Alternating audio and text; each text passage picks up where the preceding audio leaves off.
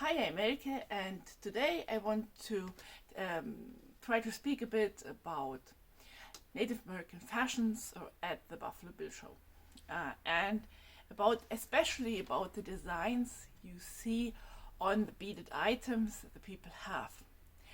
We want to make a little movie, maybe a documentary, where one thing inside this movie will be Buffalo Bill Show, and I want to speak a little bit about things behind, things you won't notice. And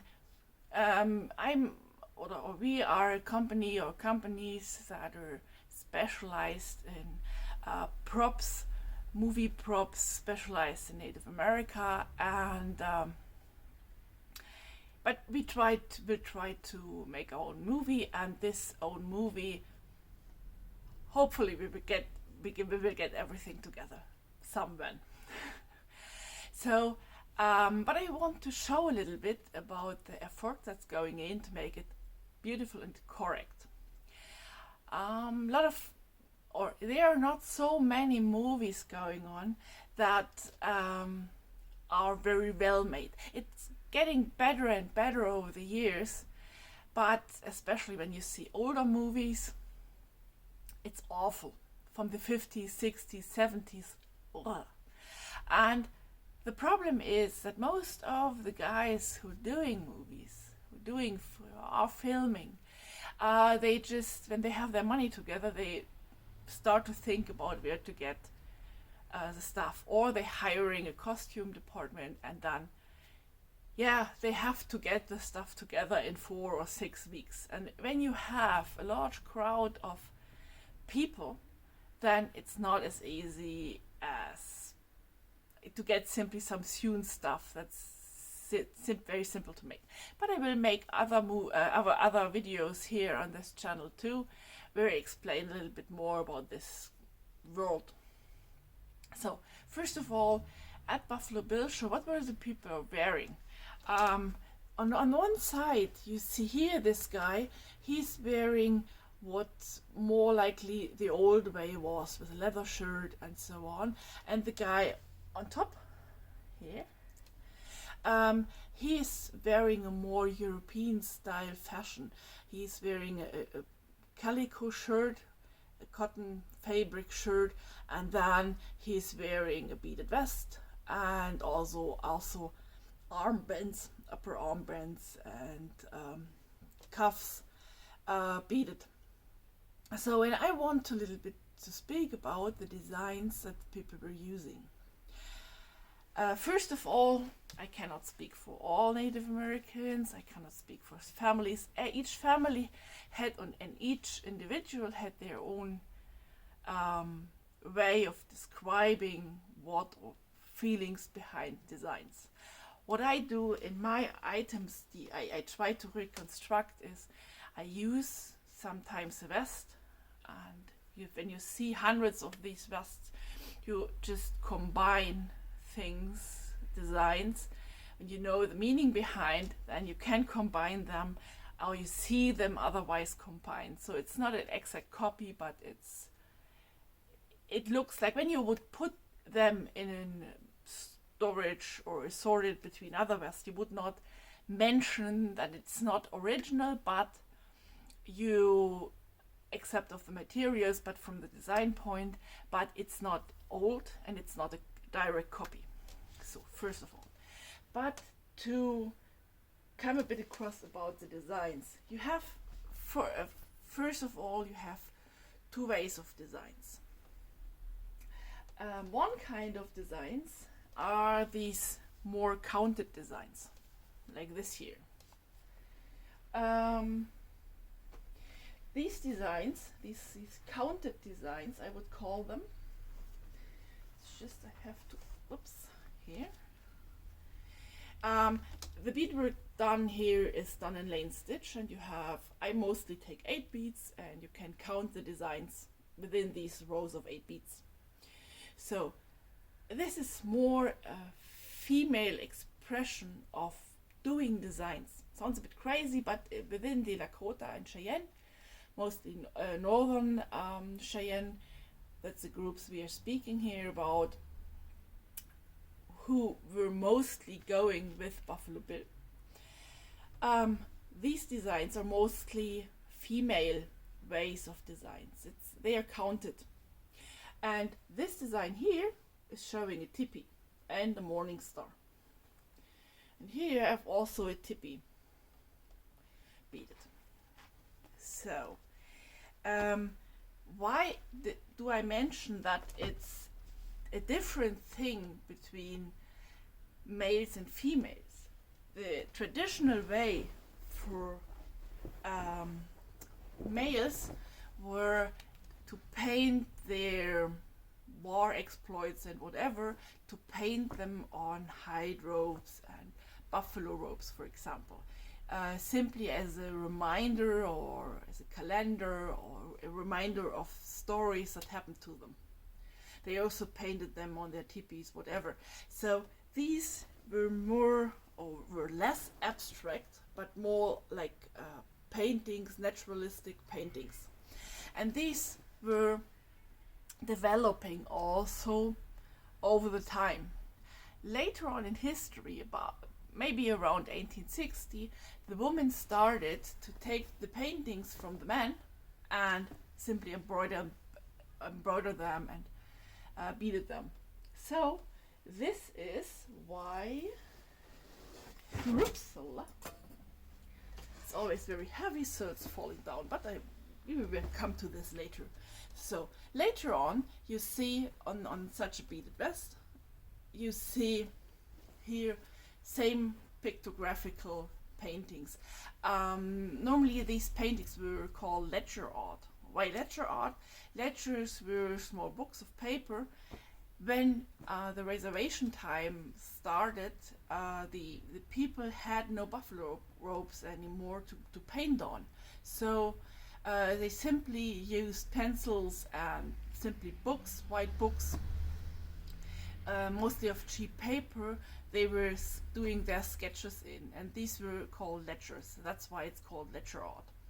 So these paintings later on were beaded, like this one here. That's all beadwork. These beads here are the 11.0, and the ground is, I think, a 10.0 from the bead size. Yeah, then you see here, it's mostly in common for the vests, these designs. These designs are showing meat racks. Meat rack is where it's just simply twigs, large twigs, and building up such a construction. And then later on, if you have meat, buffalo meat, to prepare it for the winter time, to make pemmican from it, the people cut it very thin. Like when you have a piece of meat, they were cutting it in rounds, that it's a large piece of meat, but very thin to get it right. And these thin meat pieces, cut up meat pieces, they will hang over these meat racks. So this is what it's showing. Another thing that's here, you can see here, this is showing a wound where a bullet went to the body and then it's blood running through it.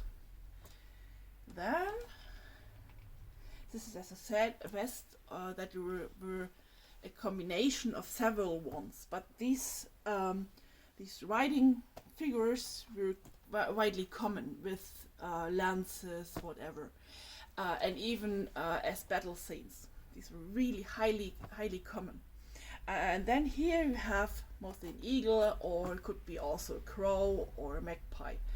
A little bit magpies and crows sometimes were associated with the ghost dance that were happening around that period, around the 1890s, and you still have these iconography in the beadwork.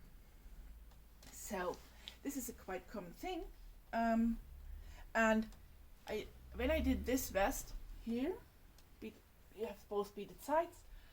I got it together with working in my normal job. I got it together in a approximately 7 weeks of beadwork, something around that.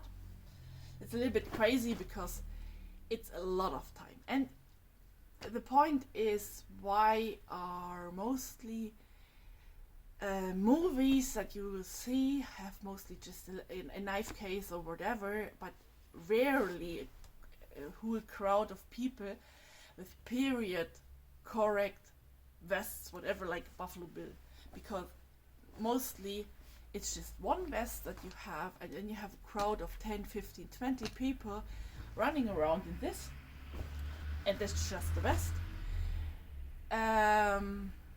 The point is, when you start your movie, and when you have just the preparation time from, I don't know, 4 or 6 weeks, you won't even get one vest finished. That's the problem of most movies, why you won't see very elaborate styles of gear as it was used mostly in the periods that they were showing. So that's the reason for the crap costumes costume design that you mostly see. So here she's got another one.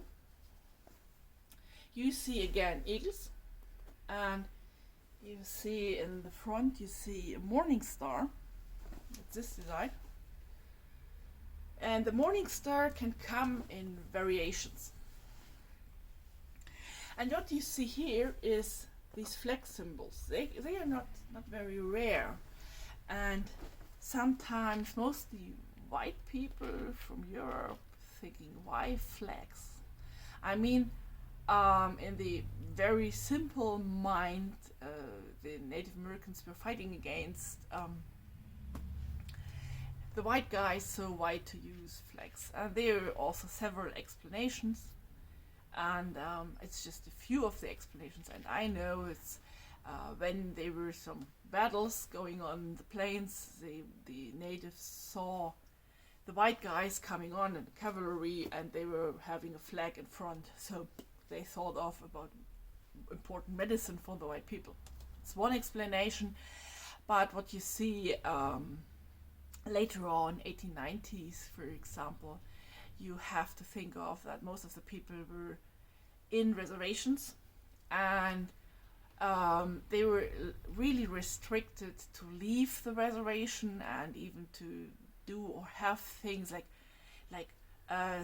bows and arrows and whatever. The people were simply, it was forbidden to them to have this stuff. But what they were forced to were that they were attending 4th of July parades. So mostly the beadwork with the flags is associated with 4th of July parades and festive activities at that time. So you even have old photographies from the 1890s where you see a tipi built up, and the pins in front were little flags, little American flags. Sounds a little bit crazy, but this is where this design was coming from, and it was widely popular during that time. And even today, it's very collectible, the old pieces with the flag design. So then what's as I said again, it's stars and moon, whatever could be associated with the ghost dance, but have also older meanings and special family meanings. Here's another one, the stars, for example. A pair of those cuffs here to bead them. It's really beadwork. It's not painted. Is you need maybe 1 to 1.5 weeks to do. And I don't speak about an hour a day. I speak about 8 hours a day of beadwork. So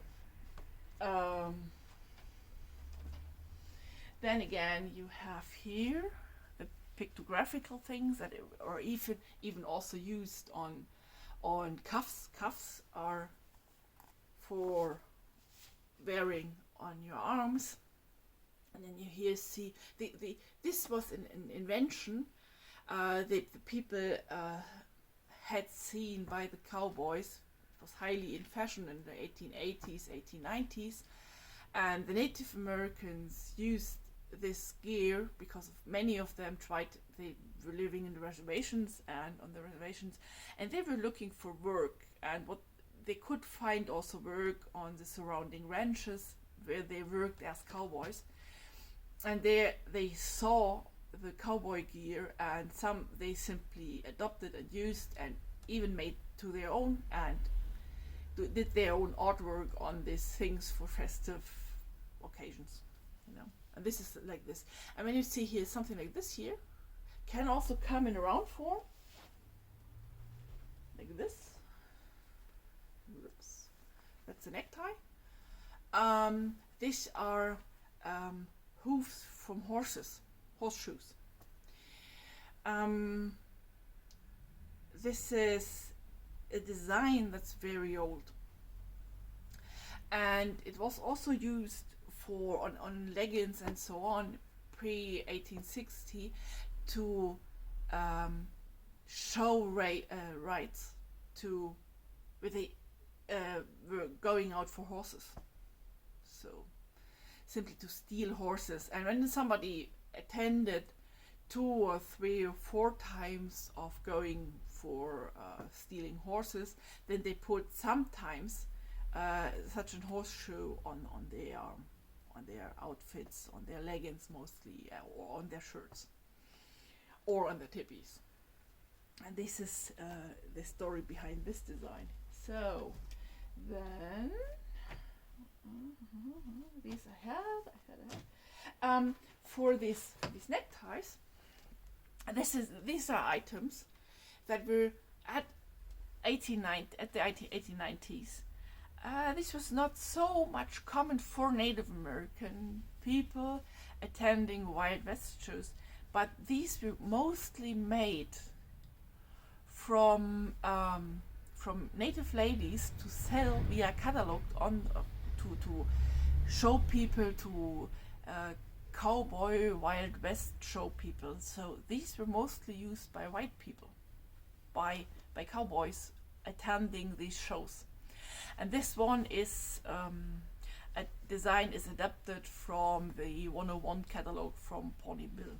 So these were later Native Americans adopted these neckties, but it's, I think, in the 1890s still it was a cowboy Wild West performer fashion for white guys, made for white guys by Native American ladies to sell and to earn some money. Most of these items, even the beaded vests and whatever, they were people going, or natives, men going to the Wild West show because they were hired, but that does not mean that they were making their own stuff, their own outfits. It even was that they had people's agents there that were hiring the people, and they also bought dresses and vests and whatever to simply for the actors, for the native guys that were going over to Europe to do Wild West shows. Sometimes these items were not owned by the native performers, but by the circus companies. And Pawnee Bill, with his 101 ranch, had seen this problem for the Wild West shows, that they did not get a proper attire for the performances. So he started a catalog with these items of beadwork, whatever, from full beaded dresses, from leather shirts, from I don't know what, even ghost dance shirts, whatever. And these items were sold via catalog. They were made in the reservations. Most of the people could not leave their reservations, and this was quite a good income for especially native ladies sitting at home and doing beadwork, and to sell this off or got the beads and the leather, and then they did the beadwork mostly in Sioux and Cheyenne style because this was fashionable. And even Pawnee ladies were beading in this style to get the stuff completed that was ordered via catalog. And friends of mine have one of these catalogs, and I want to show it a little bit later in another movie, another video here, because it's really crazy, and a lot of people even cannot think about what, or don't even imagine what was happening back then in that time. So it was an income, and mostly the performers that we saw here in Europe doing dancing and whatever, that was mostly not their gear that they made, but these were bought especially for the performances.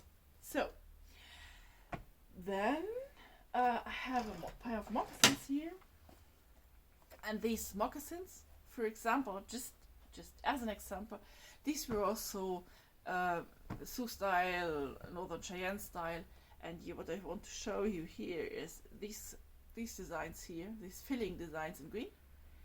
These are normally buffalo hooves showing. So, and even the smaller designs have their own meaning. I don't know all, for sure not, because it's also even a family thing. What each design that a family was beading, that even you can group these beadworks. You can even say that it may have come from the same family or from the same person doing the beadwork, because the designs were mostly tribal, but even each family had their own twist in designs. So then I wanted to show you, especially on this knife sheet, this design here, and this design can come much longer, elongated, with these bars here, and the central thing, it could be much longer, and sometimes this is also done on Arapaho or Cheyenne pipe bags. It's a very common design, and this is showing a caterpillar, for example. So a lot of weird things, but it shows that it's not just picking up a costume for a movie, but it's a lot of things behind, and it's not just putting some beads on leather or whatever, but there behind each of these items is a deeper meaning, especially for the maker and sometimes also for the wearer. That could be a tribal design, and you can tell from the beadwork you see, you can tell which direction of tribal direction these belong to. It's much more difficult with the families who made this. This is sometimes nearly impossible, but for example, there were famous beaders like Nellie Gates that were very famous for pictographical art, and you will see her way of doing this beadwork. So these items were, she did a lot of doctor's bags, for example, and when you see one, you will see, okay, this might for sure be a Nellie Gates bag. So yeah, I hope you learned something new today, and maybe you stay in the channel, maybe you find some other things here that you may be interested in. And yeah, thanks for watching. Goodbye.